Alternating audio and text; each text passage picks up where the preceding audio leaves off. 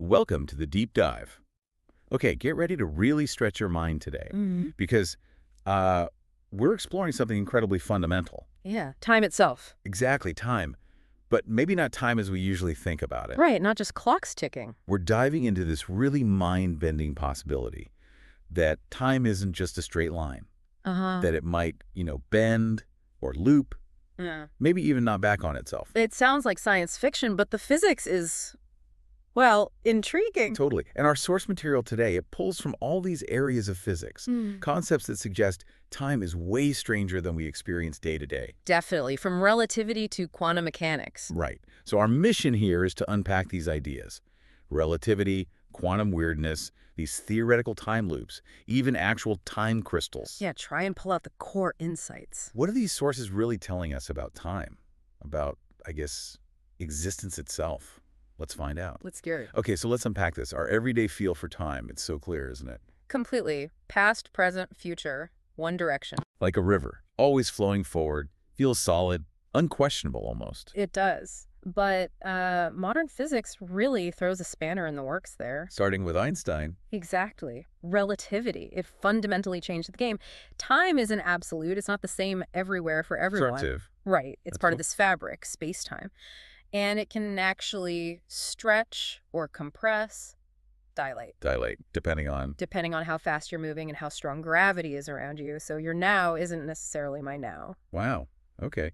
That alone is pretty big. It is. Yeah. And this leads some physicists to ideas like the block universe. Oh, I've heard of this. The idea that everything exists already. Sort of. All moments past, present, future laid out simultaneously, like frames in a film reel, just there. So time isn't flowing, it's just a dimension we move through. That's one way to think about it, yeah. A fixed landscape. Okay. And then you mentioned quantum mechanics. Right, down at the tiny scale. And there, our usual ideas of cause and effect, even sequence, they get really fuzzy. How's that? Well, particles don't seem to follow neat, predictable timelines like, a baseball. Their behavior suggests that time's strict linearity might break down at that fundamental level. So even down there, time isn't simple. Not at all. Physics keeps poking holes in that simple, intuitive picture. Which makes you wonder, if it's not just a flow, what is it? Could it have shapes? The structure. Structures. That's the next logical jump. And if time could bend and stretch, here's where it gets really wild, right? Could space-time warp so much you actually loop back? That's the idea behind closed time-like curves, CTCs. Okay. These are actual mathematical solutions that pop out of Einstein's general relativity equations. So the math allows it. The math allows for trajectories through spacetime that literally loop back on themselves, a closed loop in time. Meaning if you followed one? Theoretically, you'd return to your own past. Whoa, okay, but Yeah. how? The sources must mention some pretty extreme requirements. Oh, absolutely extreme. We're talking conditions that warp spacetime incredibly strongly. Like what?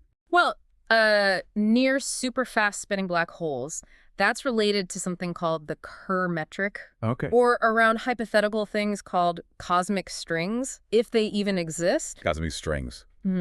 Like defects in space-time. Kind of, yeah. Incredibly dense, thin lines of energy left over from the early universe, maybe. And wormholes. I always hear about wormholes. Wormholes are another theoretical possibility, yes. But, and it's a huge but, you'd need to stabilize them, keep them open, and the physics suggests you'd need something called exotic matter. Exotic matter. Meaning? Stuff with really bizarre properties like negative mass or negative energy density. We've never observed anything like it. So lots of ifs and maybes. Definitely. But the key takeaway, as some of those papers pointed out, isn't that we can build a time machine tomorrow. Right. It's that general relativity itself, our best description of gravity and space-time, doesn't mathematically forbid these loops. The fundamental structure might allow it. That's the crucial point. Yeah. Physics doesn't slam the door shut. It leaves it.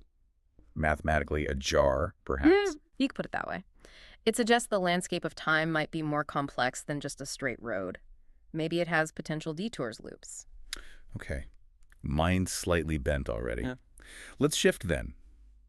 From the huge cosmic scale down to the quantum world. You said things get even weirder there. If that's possible. Yeah, quantum mechanics introduces concepts that sound even more paradoxical, like retrocausality. Retrocausality, future affecting the past. That's the basic, startling idea that an event in the future could somehow influence an event in the past. Oh. How does that even work? Well, some interpretations, like the transactional interpretation by John Kramer, Sure. they propose that quantum interactions aren't just particles moving forward in time. They involve waves going both forward and backward in time, like a handshake across time. A handshake across time. Wow. And then you have these famous experiments like the delayed choice quantum erasure. Right, I read a bit about that. It's confusing. It is, but the results are often interpreted in a way that suggests a choice made by an observer now. Seems to determine what a particle did in the past, before the choice was made. Wait, hang on. The choice now changes what already happened. It appears that way in some interpretations. It's as if the particle somehow knew what measurement would eventually be made. Yeah, that just messes with my whole concept of cause and effect. Completely mind-bending. It really does. But what's fascinating there is, if this happens at the tiny scale, could it mean that feedback, this sort of backward influence, is just fundamental, part of how reality works? That's the provocative question it raises, isn't it? Is the boundary between past and future fuzzier than we think? Okay, so speaking of fundamental reality and weird time stuff, time crystals. That sounds like pure sci-fi. It really does, but they're real. Well, discrete time crystals are. Real, as in created. Yes. The idea was proposed theoretically first by Nobel laureate Frank Wilczek back in 2012. Okay, what was the idea? He imagined structures that repeat like a normal crystal repeats its atomic pattern in space. Right, like salt or quartz. Exactly. But a time crystal would repeat its pattern in time. It would tick rhythmically, sort of oscillate without needing constant energy input in the way classical physics would expect. It ticks on its own, without winding it up. Essentially, yeah.